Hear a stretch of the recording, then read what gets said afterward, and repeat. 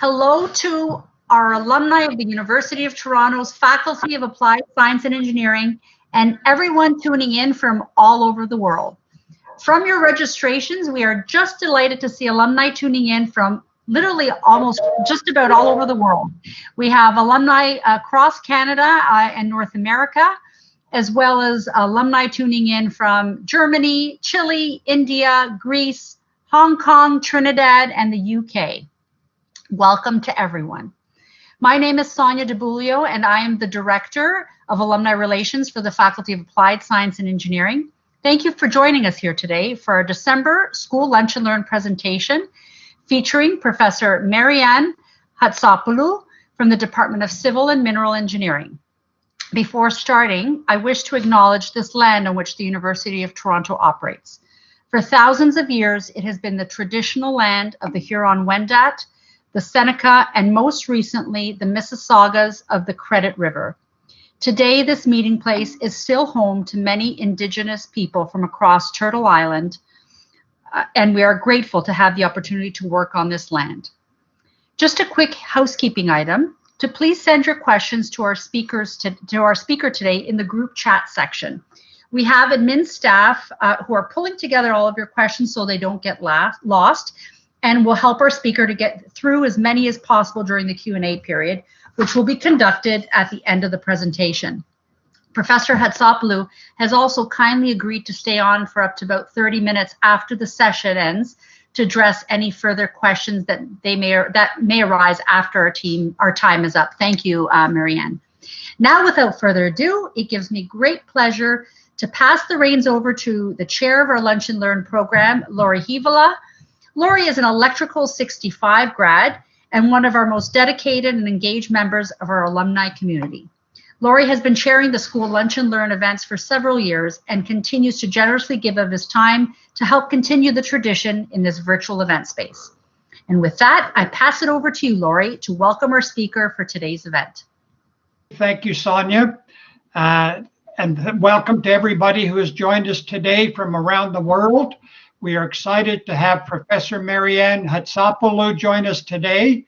She will be giving her presentation entitled The Paradox of Net Zero, Cities, Transportation, and Health.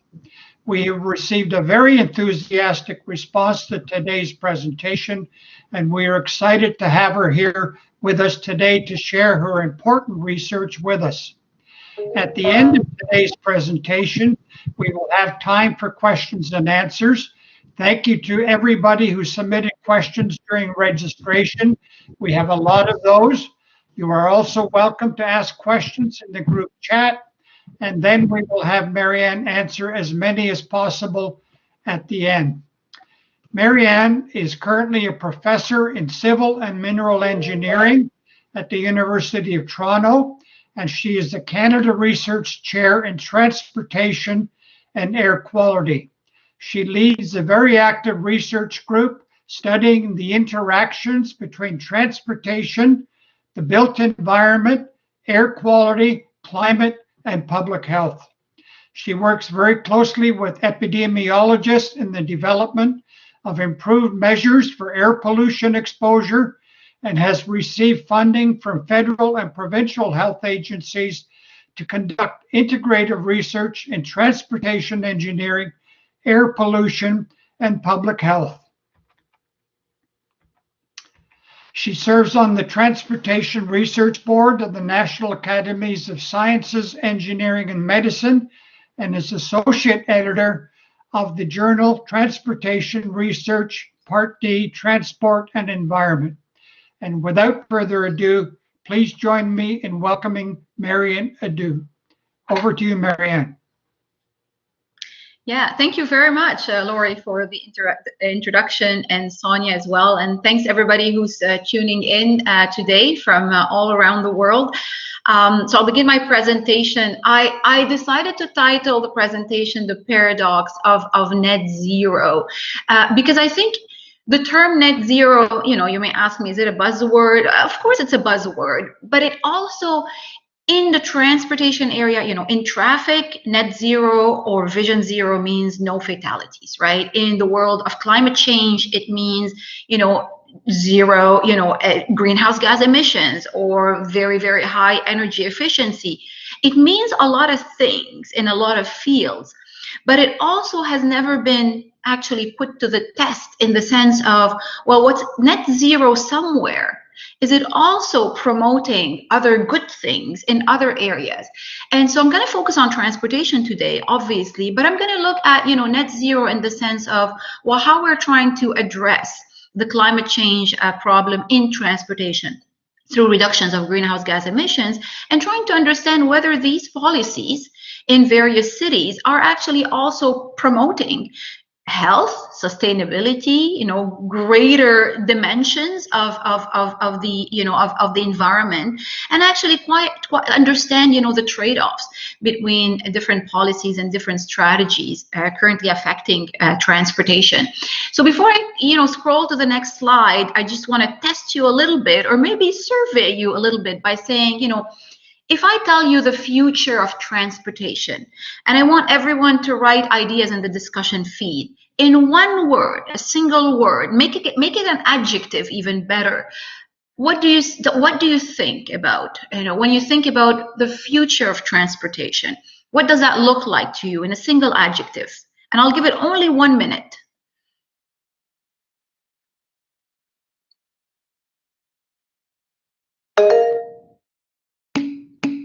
Green, personal, accessible, faster, communal, active, electric.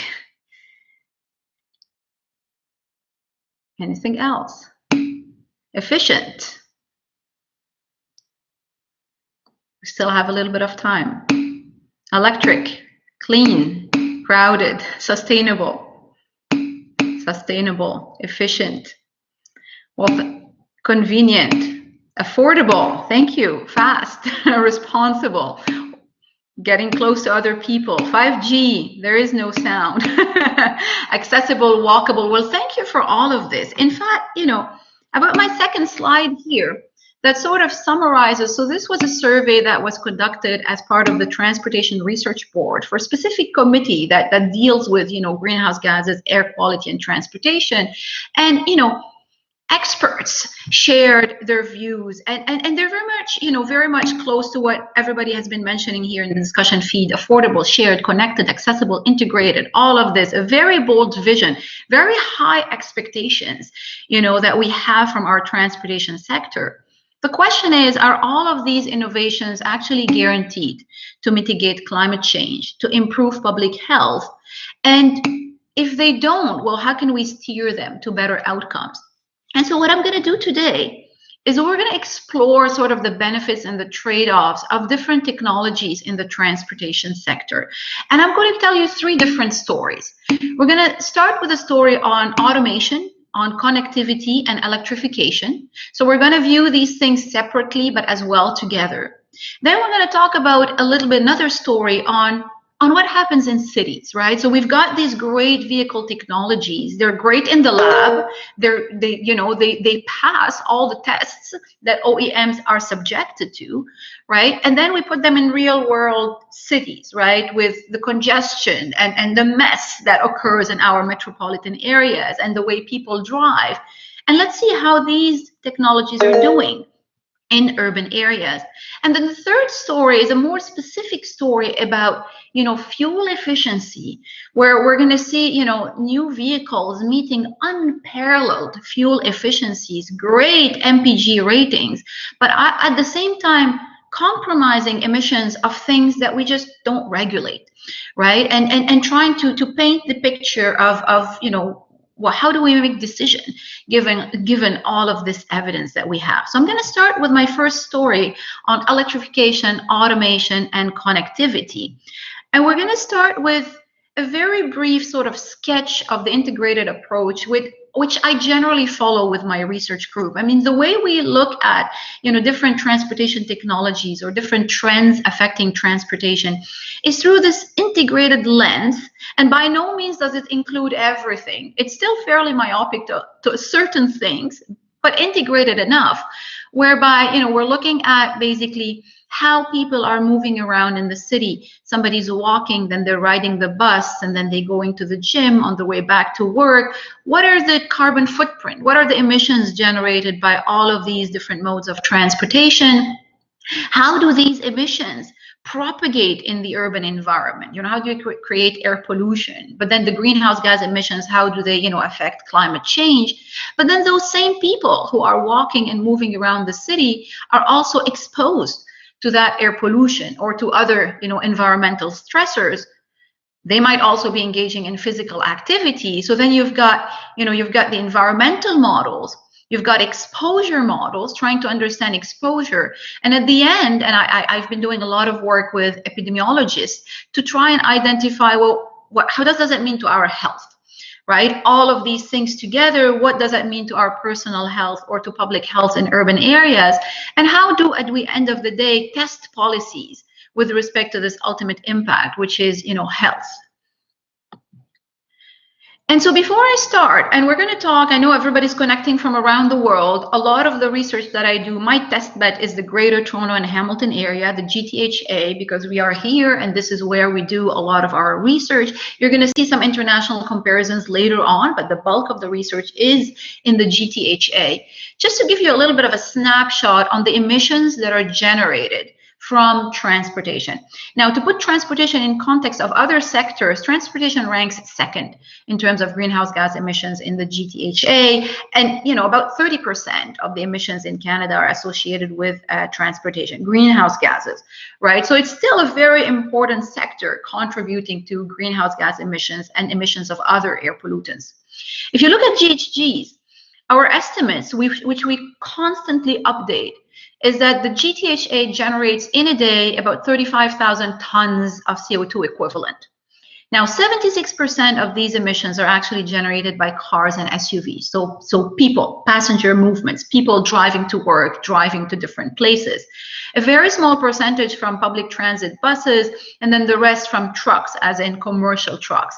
Now, there are still fractions here and there. These numbers are rounded, and the fractions are associated with, the other very small things like the subway system, or even, metropolitan rail that only contributes a very small fraction. Now, if you contrast greenhouse gas emissions with traffic-related air pollution, right? One of these pollutants that we look at often is black carbon. And black carbon, in very lay terms, you can think about it as soot, this black carbonaceous particle that is generated mostly by diesel engines. So it's a diesel signature. Well, now you see that about 71% in the region are generated by commercial trucks, okay? And then a smaller percent from cars and SUVs. If you look at nitrogen oxides, also another traffic-related air pollutant, NO2 is considered as a marker of traffic-related air pollution and used in a lot of epidemiological studies to look at, impacts of air pollution on health. You've got 52% from commercial trucks, and so commercial vehicle movements, and the rest cars and SUVs, as well as public transit buses. And so in order to better understand sort of this impact of each one of these modes of transportation on our health in the region, what we've done, and this is thanks to an extraordinary PhD student, Laura Minet, whom I would like to acknowledge today, who has led a lot of this work, and now she's moving on to better things, is to actually, she had the idea of basically looking at, from the emissions to the air quality, but then quantifying that into a health effect. And the health effect that we chose is not asthma or respiratory disease, which are all related with air pollution. We chose to look at premature mortality. In the world of epidemiology, there's a strong evidence linking long-term or chronic exposure to air pollution with dying sooner. Maybe, on a personal level, you might die maybe half a day sooner than you're expecting to because of your air pollution exposure. So these are very small effects. But at the level of a population, and this is why it's important from a public health point of view, it becomes really important to look at these things. So we chose premature death. Keep in mind that we're very, very conservative because there are so many other health effects associated with transportation. So if we take, for example, the impact of cars and SUVs, what you see here is that small vehicle. They're all gasoline, so we're assuming that most of the vehicles right now are gasoline fueled. We have some light duty diesel, but they're most internal combustion engines, and we try and convert this health effect into the number of years of life loss. And you think about it as a burden. What are the number of premature deaths or the number of years that people are going to lose because of exposure to air pollution? And you map it across the Greater Toronto and Hamilton area. I'm not showing you a map of the road network here. This is the highway system being traced in the red colors to indicate that, these are the hot spots. These are the areas where people are actually incurring a significant health burden. You're going to see it's always concentrated. It's concentrated around City of Toronto, around Peel region. The rest of the region, which is, fairly more suburban and spread out, is not experiencing that much of this air pollution. If we try and isolate the impact of diesel vehicles, so trucks, right, commercial vehicle movement, you're going to see a greater toll. Okay, so these diesel vehicles that are only responsible for a very small portion of greenhouse gas emissions, they actually take a big toll on our health in the region. And you clearly see the hotspot around Peel, the region of Peel. Anyone who lives here knows that, it's no surprise that the region of Peel is struggling a lot with, high movement of trucks, proximity to the airport, and all of these issues associated with high air pollution. If you look at diesel buses, so these are the transit buses from all the different providers in the region, it's a very small impact, right? And I always say that because I want to make sure that people get the story right. Diesel buses generate black carbon. And on a local level, if you live along, a corridor, a major arterial road where you have tons of buses going up and down all day, there is a hotspot. We're going to measure higher levels of black carbon, but transit buses also contribute a lot to improving air quality because people are not driving, they're taking the bus, right? And I like to show this story to actually show later on that there's great potential for electrification of our buses and greening transit systems because they already have this great impact on our environment. And so the question here, well, what are the benefits now of trying to renew these fleets of on-road vehicles? What are the benefits of new technologies in these different spaces? So we've looked at different scenarios that I'm going to show you today. We've got our base case scenario, but we're going to look at a scenario where cars and SUVs are all electric. What is the impact of passenger transportation being electric in the region? What is the impact of transit buses being all electric? And what is the impact of having cleaner trucks? So here we're not looking at electrification for trucks. Again, in the long haul, I realize that there are a lot of new electric trucks coming into the market, and we'll be able to see that. We want to be a little bit more conservative and say, what happens if we start, maybe subsidizing and get people to renew their trucks so that every single truck in the region is model year 2008 and more, and no older than that. And so if you look at the results for greenhouse gas emissions, it's no surprise. It follows the pie charts that I showed you before, right? You've got the base case, which is close to 35,000 tons for the region. If you electrify all our passenger vehicle fleet, you're going to see a drop of 70% in greenhouse gas emissions. And we're looking at, greenhouse gases from energy production. We're looking at, air pollution also from energy production in the region as well. But you will achieve deep reductions in greenhouse gas emissions. It's no surprise we do have a relatively clean electricity grid. If you look at public transit buses and trucks, trying to renew them or electrifying them, you're not going to get that big of a dent in terms of reductions in greenhouse gas emissions. But you're going to see that the air quality gains are good. And this is where I say there's going to be trade-offs, and we should be looking at all of these impacts. So in the scenario where cars and SUVs are 100% electric, we've actually calculated that we would prevent about 313 premature deaths, generating $2.4 billion a year in social benefits. And these are associated with these years of life lost. So we're putting a dollar value on a statistical life. and you're going to get about 70% reduction in annual greenhouse gas emissions. What we also did is we actually quantified what would be the social benefits for every electric car that we deploy. So for every car that we deploy, it's around $10,000 in social benefits. And these benefits, again, are related to the burden that we're alleviating, right? So we're reducing the burden of death and therefore, enjoying social benefits. If you look at scenario 2 with the transit buses, we have less premature deaths prevented, again, because buses don't have such a big effect on air pollution, except, very locally. You're going to see Toronto is going to benefit the most because that's where we have the highest density of transit buses. And if you look at cleaner trucks, trying to encourage newer trucks, we're still talking diesel, but we're talking cleaner and newer trucks. We're seeing, 275 premature deaths prevented, so very close to electrifying all of our cars. And for every single truck you deploy, and these are lifetime measures, over the lifetime of the truck, we're quantifying estimating about $300,000 in social benefits. So these are associated with the number of premature deaths that you prevent, dividing them over the number of trucks that we have that we're assuming are going to be renewed.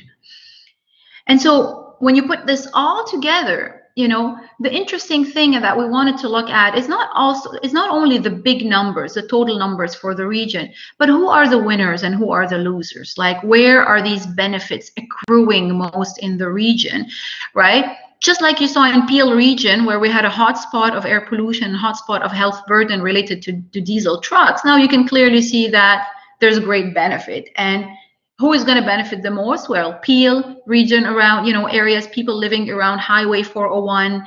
The city of Toronto is always going to benefit from these different policies. And, further work will try and tie these benefits with socioeconomic status, with other measures of, who's actually benefiting from these reductions in air pollution. And what do these individuals look like to make sure that these policies are actually, equitable across the region. Now, something interesting that we wanted to do, and I do credit a master's student who started this work, Yijun Gai, and she thought, well, it would be really fun to compare how we're estimating the benefits associated with every electric car, or the benefit that's associated with every truck, with the current incentives. And this is actually a great idea, because these dollar values that we're quantifying, it's not necessarily, it's an economic benefit, it's a social benefit, it's not cash in the pocket of the government, right? But it's basically it basically allows you to view these benefits and say, as a government, if I come and invest something in line with this, then I'm getting my money's worth, not in terms of cash, but in terms of social benefit at the end. So we compare this for electric cars, for example. Over the lifetime of every car, we're estimating about $10,000 in benefit from the reduction in air pollution. Well, federal government in Canada subsidizes EVs by $5,000, right? So you're putting $5,000 towards a subsidy, but you're gaining $10,000 over the lifetime of the car in air pollution reductions. Unfortunately, Ontario, before the Doug Ford government, had a subsidy of $10,000, which was canceled. And it's just so interesting that it's right there. It's right on par. It's like that break-even point. You put that money towards that subsidy, and you might be getting it, getting the social benefit equivalent of that. I'm not promoting electric vehicles by no means. When I bring it all together, you're going to see that I might actually shatter all of these different technologies. But it's important to keep in mind, the benefits associated with air pollution and public health. Now, the second story that I want to talk about, and you're going to see what I'm going to do today is I'm talking about these different technologies. And I won't be bringing it together until the very end. So I'm going to leave you hanging with your own conclusions about what you think of electric vehicles. And now we're going to move on to talk about automation, automated vehicles. And, everyone realizes, right, that automated vehicles, well, from a technology point of view, we know that it's moving. We know that the technology is advancing. We expect these vehicles to be on the road someday. But at the same time, a lot of people in planning and even in transportation are thinking, Well, how would these change the behavior of individuals?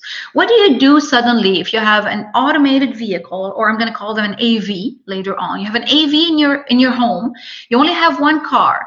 But suddenly the AV can actually, you know, drive the kids to school and then come back and drive mom to work and then come back home and then drive dad to work and maybe hang out at dad's work for a little bit of time and then go get the kids and then run all the errands of the house, or drive around everyone in this household with a single vehicle, because the vehicle is able to pick up these individuals and they wouldn't have been able to necessarily do all these trips together in a car.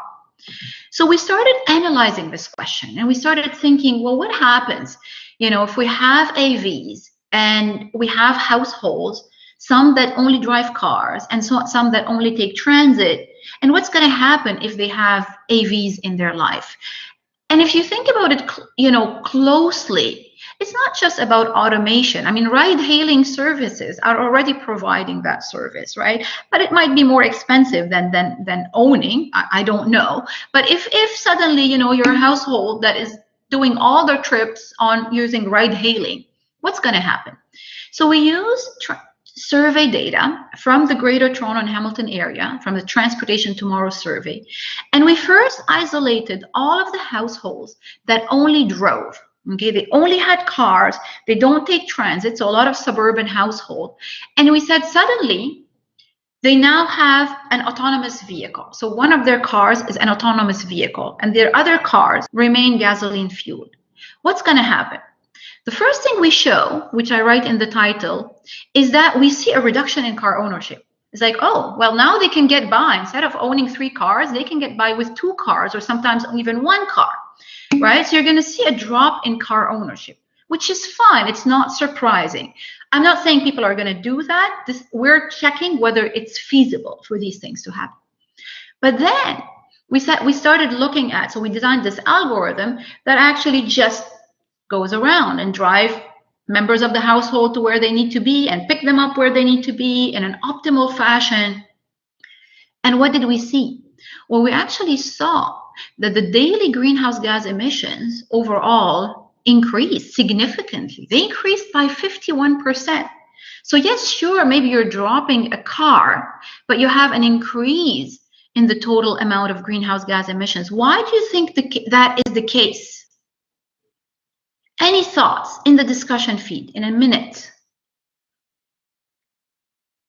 Why do you think that even though you're dropping a vehicle, now you have an AV doing all of these things, your net greenhouse gas emissions are so much higher? You don't have to be efficient in your planning. No. More convenient use vehicle. No. So because they're already using vehicles, extra distance to various common the round trip. Thank you. Induced trips. Well, by induced trips, I really mean here is the empty mileage, right? So this car, while this car is actually fulfilling all of these different trips, it still has to move from one person to another. And so this is all of the empty mileage, in fact, that is occurring in these households. So these people were already using cars. Now they dropped many of their cars and they fulfill everything with one car. And what they end up with is this car running empty most of the time. Well, not most of the time, but 51% extra time to actually fulfill all of these things. Now it gets even more interesting now that we move to transit trips. So then we went and we said, okay, let's look at now, let's add to this mix the people who ride transit. So now we've got households, they own a car, but they also do transit trips. They own maybe more than a car. But some people in the household take transit, right? So maybe dad takes, the GO train to go to work, and then mom drives, and then the kids, maybe they also have their own car and they drive to high school, right? So you have this mix of trips. And suddenly now they have an AV. What is feasible for them? We actually realize that a lot becomes feasible. In fact, most of their transit trips can be replaced by this AV driving these people to their destination. Very similar to, ride-hailing services, right? If you have an app at your fingertips and you can call a vehicle, then that vehicle can drive you and can replace the transit trip. We actually saw a doubling of greenhouse gas emissions. Remember, now what we have is you have the actual emissions. You have in the green, you have the additional greenhouse gas emissions from driving versus riding transit. And in red, you have all of these empty kilometers, which is this relocation, right? So you've got quite a bit of an additional amount of greenhouse gas emissions. And I'm going to leave you there. So I'm going to leave you there, and I'm going to move to another story, again on automation, but also on connectivity. So we've got connectivity and automation. And this story is very, very local. So to do this study, what we did is we partnered with a lab at Ryerson University, the LeTrans lab. And they were working on an algorithm called E2ECAV, end-to-end connected automated vehicles. Again, very, very simple terms. What the algorithm does, it takes a small portion. So this was done on a small portion in downtown Toronto. A vehicle approaches an intersection. The intersection has perfect information of the queue length at where it is and at the queue length of all the other intersections in the city. The vehicle only comes to the intersection and tells the intersection, my final destination is University of Toronto. And the intersection will say, turn left, turn right, go straight. And then the vehicle gets to the other intersection and does the exact same thing. And so at no point is the driver choosing where to go, but at every single point, the intersection is telling the driver how to turn so that they can reach their final destination. Now, from the point of view of traffic throughput, okay, and so we're looking at clearance time of the network, and we're looking at a different penetration, 0%, 5%, and 100% of these connected autonomous vehicles, right? And forget about the demand. This is under different traffic congestion level. It's a decreasing trend, okay? Which means that in the original scenario where you have a human-driven vehicle, it takes about 6,000 seconds to clear the network. So we're starting, let's say, I don't know, with 2,000 trips at 6 a.m. that need to go through the network, and within 6,000 seconds, they're all done. In the 100% CAV scenario, it takes half the time to clear the network, okay? Now, don't ask me what happens to the network afterwards. In this case study, the network is empty, okay? After everybody has cleared, the roads are empty, and for a good reason. I want to show you what happens. And the reality is, sure, they're not going to be empty. The roads are not going to be empty after that. So, okay, traffic throughput increases, and we thought, okay, well, what happens to greenhouse gas emissions and what happens to air pollution? Well, we observed similar decreases in greenhouse gas emissions. So the network total greenhouse gas emissions have dropped. People are moving faster and they're stuck less in congestion, and, we see very similar drops in greenhouse gas emissions. It's not hard to predict greenhouse gas emissions. They're very related to fuel consumption. Now, we looked at nitrogen oxides and multiple air pollutants, and we actually saw not significant decreases in NOxes. In some cases, we actually saw increases in nitrogen oxides, and we started thinking, well, why could that be happening? Well, it turned out, right, we know that air pollutants are very related to driving, to how people drive, to how they accelerate, how they decelerate. And the fact that the system was making everyone reach the intersection and then turn left and turn right at every single point, it was generating a lot of accelerations and decelerations across the system, which were generating quite a bit more or quite a bit more compared to other scenarios, other pollutants, but no less air pollution. Now it gets more interesting when we start looking at the dispersion of these emissions. So now these emissions are generated from the tailpipe, and then we started doing dispersion modeling with a street canyon model. And this is like a parametrized computational fluid dynamics model. When you're in, downtown cores, and this is not Toronto, this is Paris, the model that we're using is French, is you want to be able to look at, a lot of the air pollution that gets emitted on the road very often generates this big turbulent eddy that gets trapped between really tall buildings, right? If you think of, when you're on Bay Street, everything that gets emitted on Bay Street stays on the Bay Streets because the buildings are so tall and it just continues to get recirculated, and very little actually actually escapes to affect the rest of the city. So we wanted to reflect all of these, micro effects, because our study was very micro. And so when we look at air pollution, what we saw, and again, I'm not going to dwell too much on the graph, is that in the 100% CAV scenario, even though the network was clearing faster, we saw that initially, because you're getting so many cars through so fast, you're creating these high maxima of air pollution that you're not seeing in the other scenarios, right? It's no surprise. You have cars that are accelerating and decelerating, and there's a lot of them in the network, even though they're going to eventually, right, they're going to make it and you're going to have a faster clearance time, you're generating these local hotspots of air pollution. And then eventually you can always ask me, what do you think is going to happen after that network is cleared really fast? But this was something interesting to note and very, very unexpected.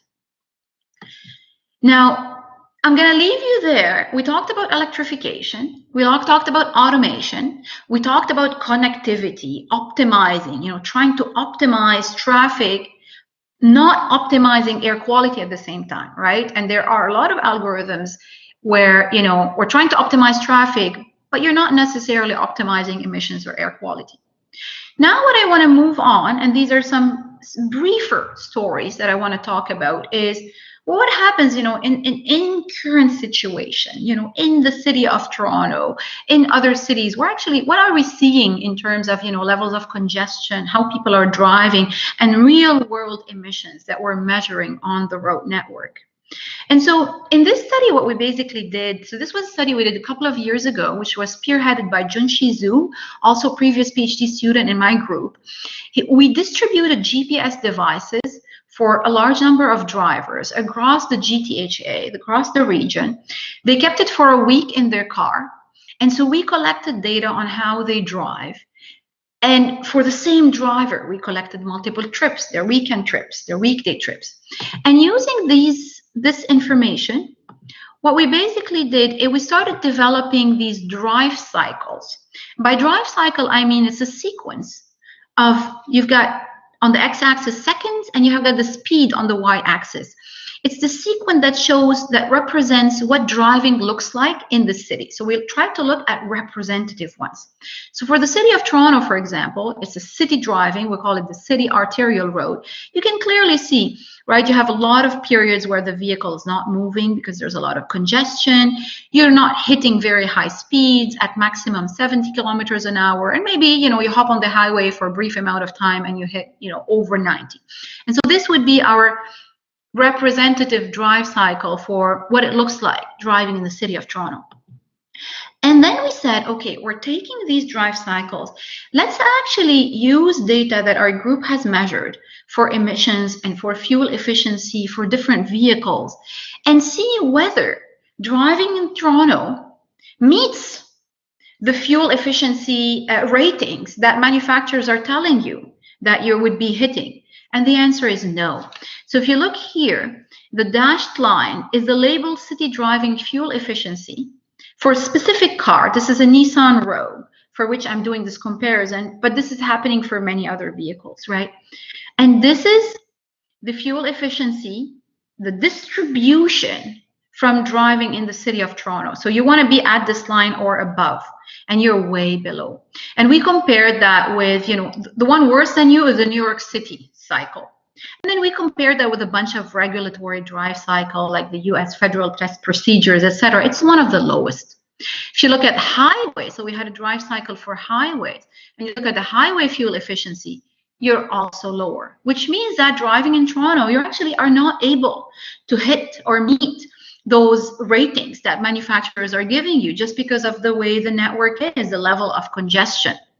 Now, we also looked at the emissions of ultrafine particles. And ultrafine particles are these very nanoparticles, less than 100 nanometers in diameter, that have been linked to a number of health effects. And they're not regulated yet. So even when we measure them in urban environments, we don't have a standard for them. There's no emission standard for them in the US or Canada, but there is a PM limit in Europe, the Euro 6 PM limit. And you actually see all of the drive cycles that we've seen are below, except Toronto and New York City cycle, right? So even that, if we had a standard, this vehicle would fail, not because of the design of this vehicle, but I'm going to tell you why these things are happening.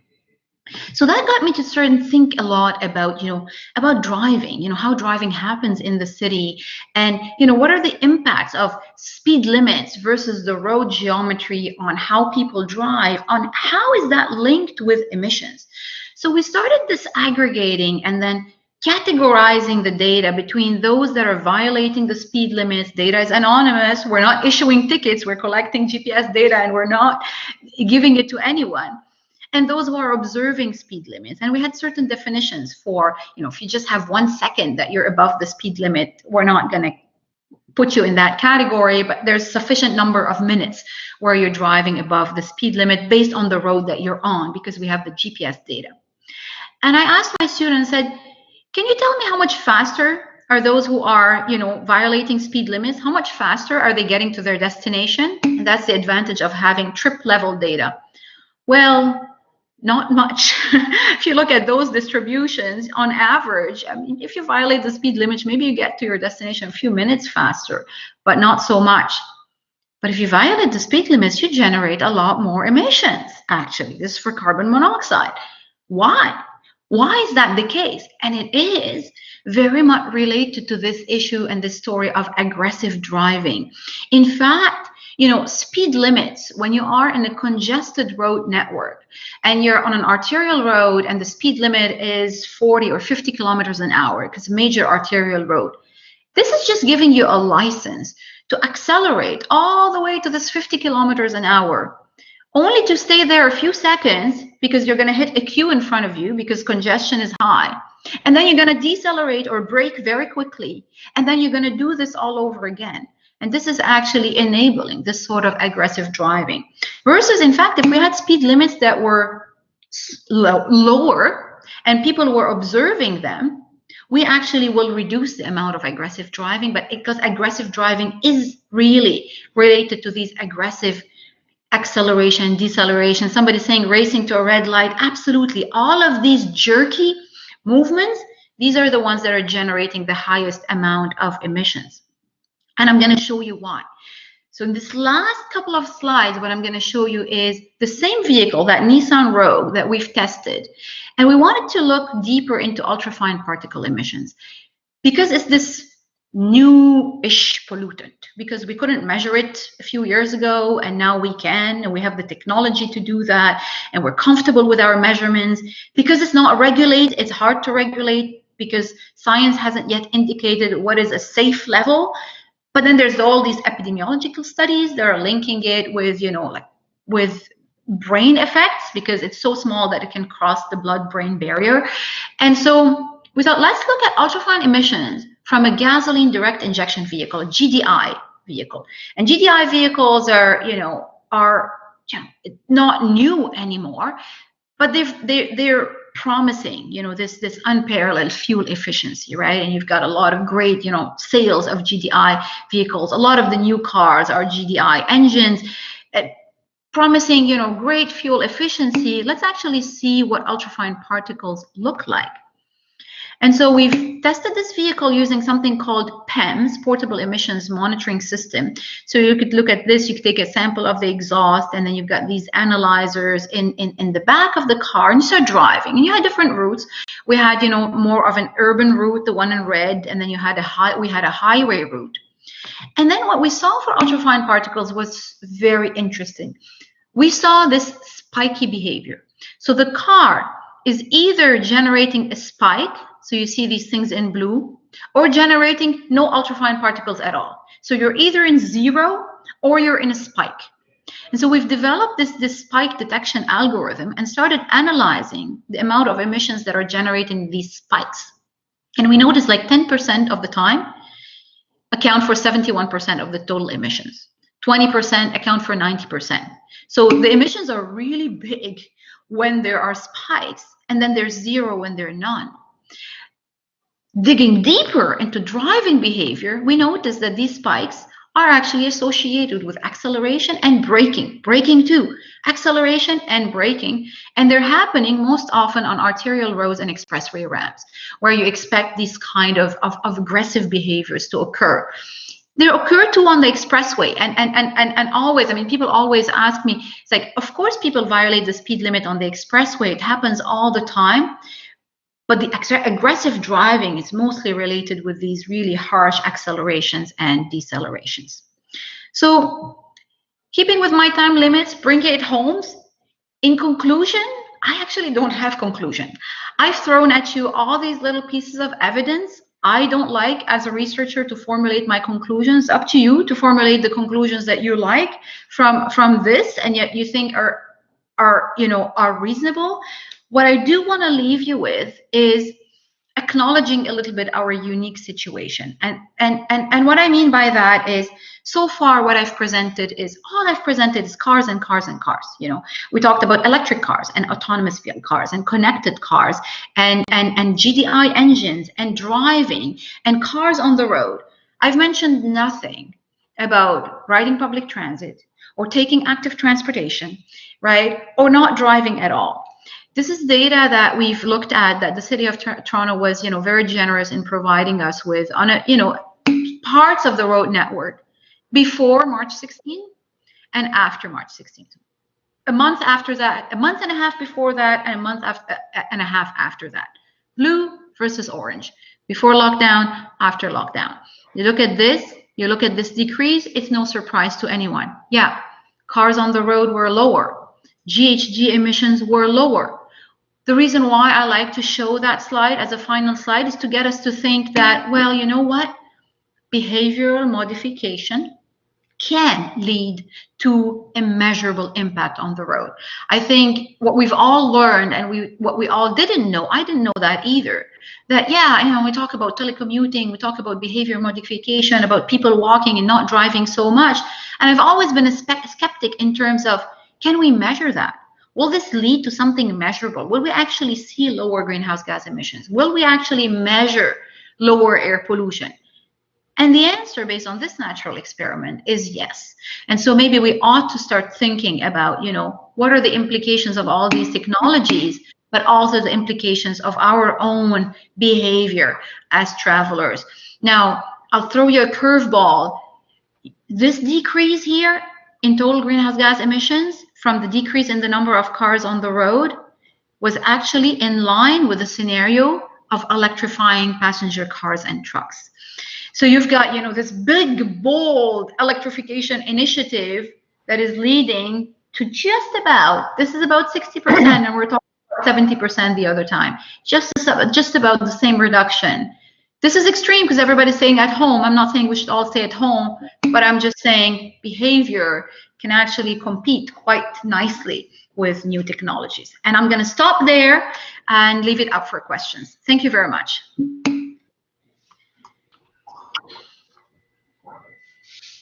Thank you, Marianne. We've had a lot of comments in the chat. We also had a few questions in advance during the pre-registration.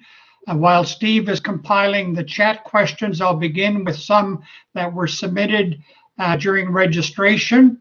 The first relates to today's auto and truck engines are vastly more efficient than those from 20 or 40 years ago, particularly in terms of emissions.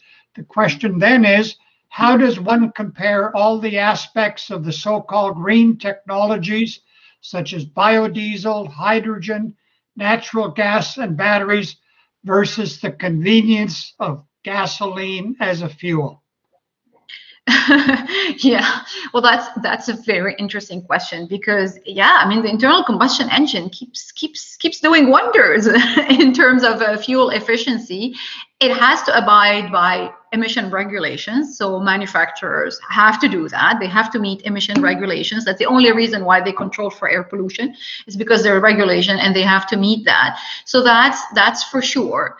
I think that the way you analyze these different technologies is by looking beyond that, right? And that's what I'm trying to illustrate. If you focus on the sole intended purpose or the main objective, which is reduce fuel consumption, reduce greenhouse gas emissions, you're not seeing everything else.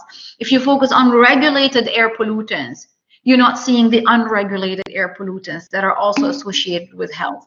And if you focus on air pollution, but you're not looking at health effects, then you're also missing something. So unfortunately, yes, I mean, our analysis has to be layered and layered and layered and looking at multiple dimensions. I know it makes decision making ever more uncertain and more complex, but we ought to be able to look and analyze and estimate these different dimensions.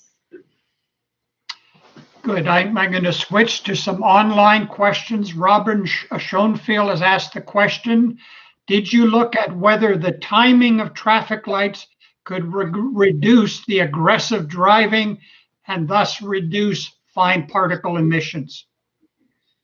I have not, but that would be interesting for sure. And I bet maybe others are already looking at that, but that's for sure. I think reducing aggressive driving has everything to do with how we manage and operate our road networks, not just the geometry, but traffic timing and signal lights and everything. And people were talking about roundabouts versus intersections. There's lots of work in that area as well. I haven't looked at it, but absolutely should be looked at. Yeah. Actually, I have another question from my Lunch and Learn colleague, Jim Courtney, somewhat related. Have you studied the impact of future smart cities where idling is reduced when traffic lights are changed according to traffic volume? Also very interesting. No, I have not. I have not. Yeah, good question.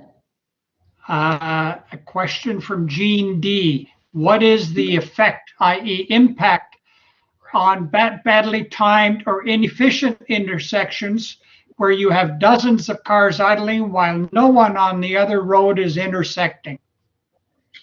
Yeah, absolutely. I mean, there are experts, and I have colleagues in my department as well, Professor Baher Abdulhai, who are experts in traffic and intelligent transportation systems. And a lot of these things can be optimized. I think that the reason why we have failed to do so is not because we don't have the technology. It's because the objective that we're looking at is just single and myopic. We're always looking at a single technology and saying, how does it improve traffic throughput?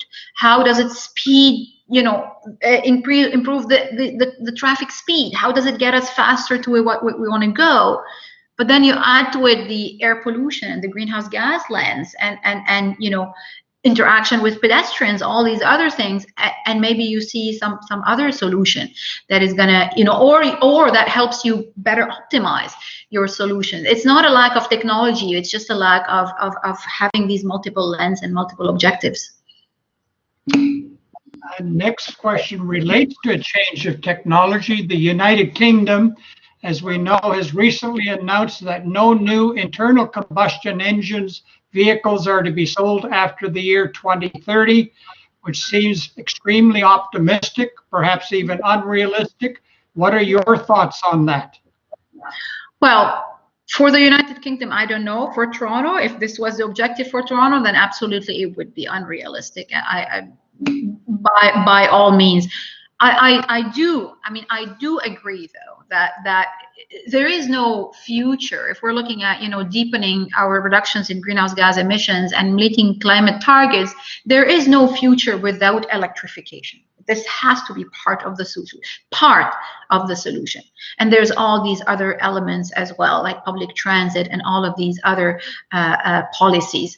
I can't comment on the UK target. I think also our Canadian targets are also not reasonable at all. But we should have targets for electric vehicles. We should, while at the same time not promoting them as the only solution, so that everyone goes and throws their old car, buys an electric vehicle without considering other alternatives like public transit. I'll give you something to think about there. If you look at our public transit system in Toronto, in the greater Toronto and Hamilton area, actually all of it, the average CO2 emission per passenger kilometer traveled is about 20 grams. 20 grams per passenger kilometers traveled for the average entire transit system. okay, per passenger. This is with your good old diesel bus running up and down Kipling Avenue at nighttime. This includes that. Compare that with driving a gasoline vehicle. In Toronto, our average CO2 emissions is about 300 grams per passenger kilometers traveled. Okay, not 250 like in other cities. We have a very congested network. So you're talking about more than 10 times.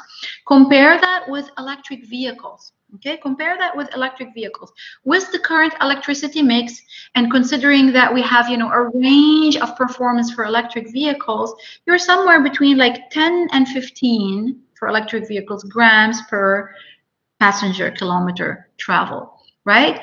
So transit, even with your good old diesel buses, is quite competitive. And so think about, you know, greening transit even further and increasing ridership and where you're going to be, you know, on your path to decarbonization. We had another question relating to traffic light timing, but specifically, would autonomous vehicles reduce these jerky movements? By having data on traffic and traffic light timings, the driving perhaps could be optimized to minimize the acceleration and deceleration. Yeah, and fair enough. So we've been looking at and there's all these different dimensions of how autonomous vehicles will actually drive. There is, you know, one school of thought that in fact you can drive even more aggressively because you're not going to get into a car accident. So you can drive very close to another vehicle in front of you, and you can actually drive more jerky because you're not going to get into a car accident. And so unless we throw in the lens of emission generation and energy consumption, I don't think we can necessarily say that autonomous vehicles are going to ensure a reduction in energy consumption. At the same time, yes, they can be programmed to perform eco-driving, right? To perform smooth and eco driving. And in our analysis, we always look at the different facets. It's like, you know, what if the parameters are skewed towards eco driving versus what are the parameters skewed towards aggressive driving? And you're going to see different stories in both cases. I have a question that was submitted in advance from Mariana Greenblatt. How can we motivate people not to drive their cars so they will not pollute the environment? Yeah, that's a question for all of us attending here. There's so many studies, you know, that look at, it's a combination of everything. It's a combination of first promoting, right? Promoting, making what's sustainable be the convenient option. Right? That rather than making car the most convenient option, making it the least convenient option, and making the green and the most sustainable as more convenient. So it's a combination of promoting the alternative modes that we think will help us to a path through meeting our climate targets, improving our health, reducing air pollution, while at the same time making those other modes a little less, less convenient, while at the same time ensuring, you know, social equity and accessibility for all to the transportation system and to people to ensure their mobility needs. Somewhat environmental question from Susan Ng. What is the environmental impact, i.e. the waste associated with the car batteries that are incorporated in what are increasingly popular domestic electric vehicles? Electric vehicles obviously rely on a large battery.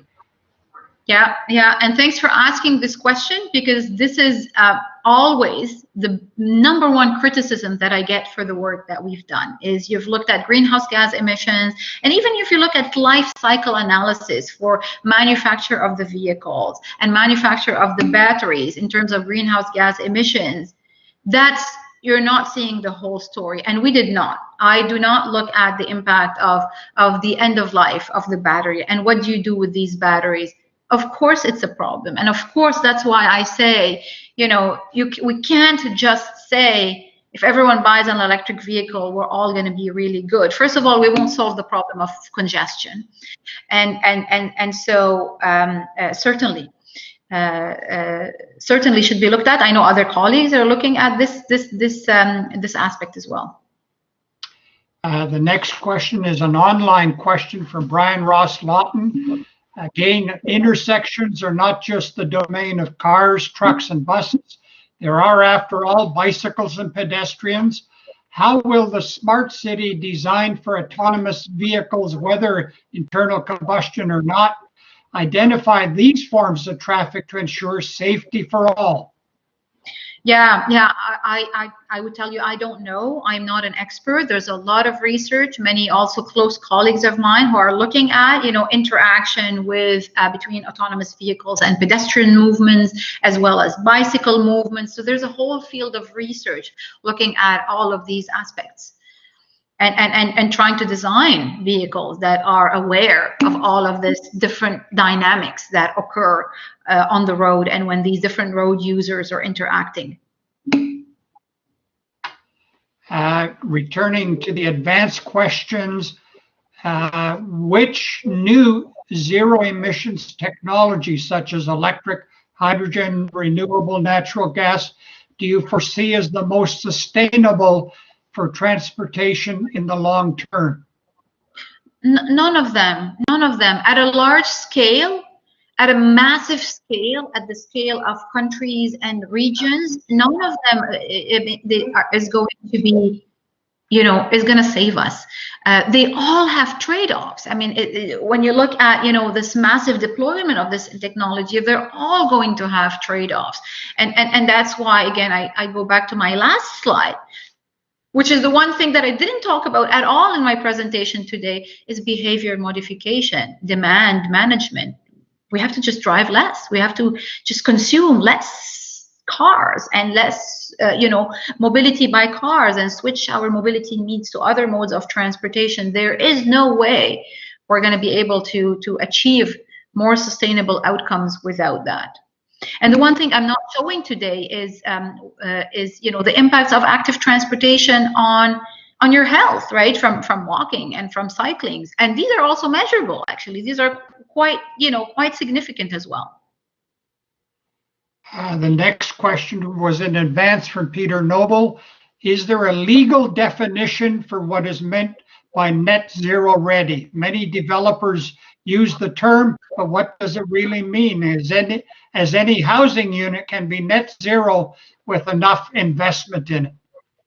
Yeah, I certainly don't think there's a legal definition. I started by saying I think it's a buzzword. I think net zero means a lot of things. Net zero, vision zero, no fatalities, no injuries, versus energy efficient, versus all sorts of things. It can mean all sorts of things.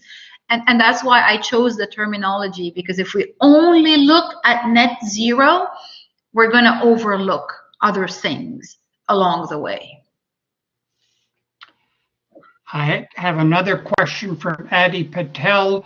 Do you see urban air mobility, whatever that means, become an effective and affordable mode of transportation in the near future? Can you say that again? Do you see urban air mobility, all capitalized, become an effective and affordable mode of transportation in the near future? No, no, I do not. No, I do not. Let's stay connected with our cities. Let's walk and bike and stay right there, connected and relate to our urban areas.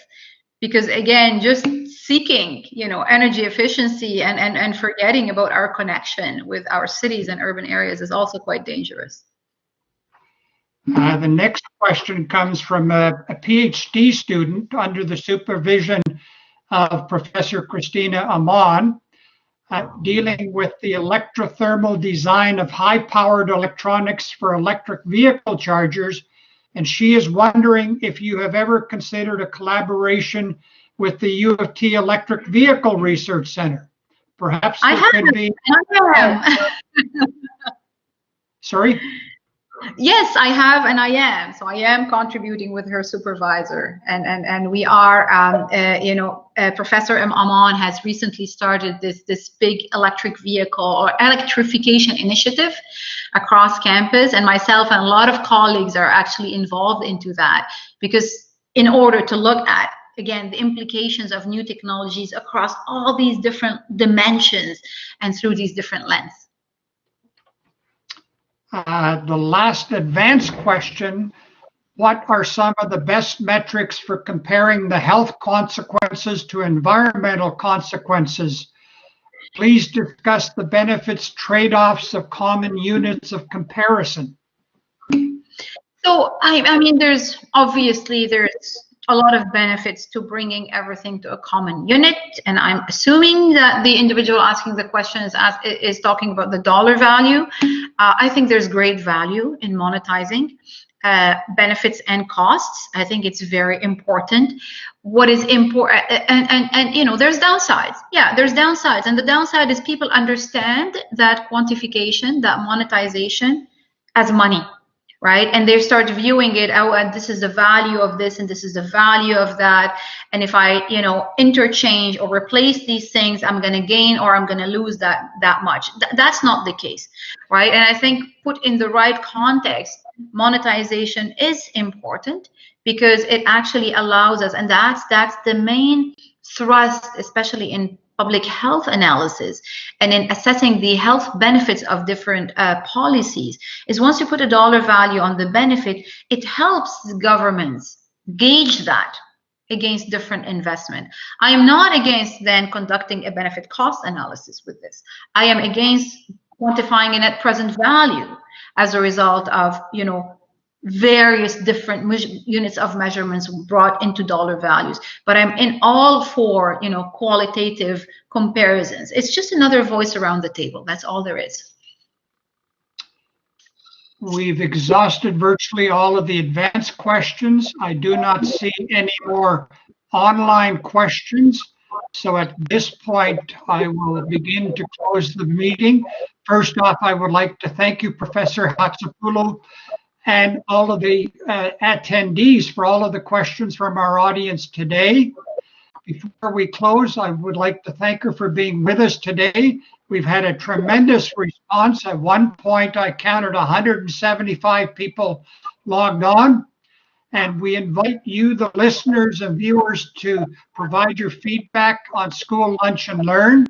You will have received a link through the chat function, an online link that will allow you to participate and provide your comments on today's presentation. And that link will also be shared with those of you that had registered for this event early next week. School Lunch and Learn events are traditionally carried out on the second Wednesday of each month. And our first event of the new year will be on Wednesday, January 13th. At this event, our featured speaker will be Professor Joyce Poon from the Edward S. Rogers Department of Electrical and Computer Engineering. And the title of her presentation will be Trip the Light Fantastic, meaning using fiber optic technology to map the human brain. Again, if you are interested in learning more about School Lunch and Learn, you can contact the alumni office, or you can go to the School Lunch and Learn website for information about future meetings. This presentation will eventually be posted there for your viewing in a few weeks' time. And in closing, I would like to thank all of you for joining us for today's meeting. I adjourn today's session of School Lunch and Learn, and I would like to wish everybody a happy holiday season. Thank you all again. Thank you.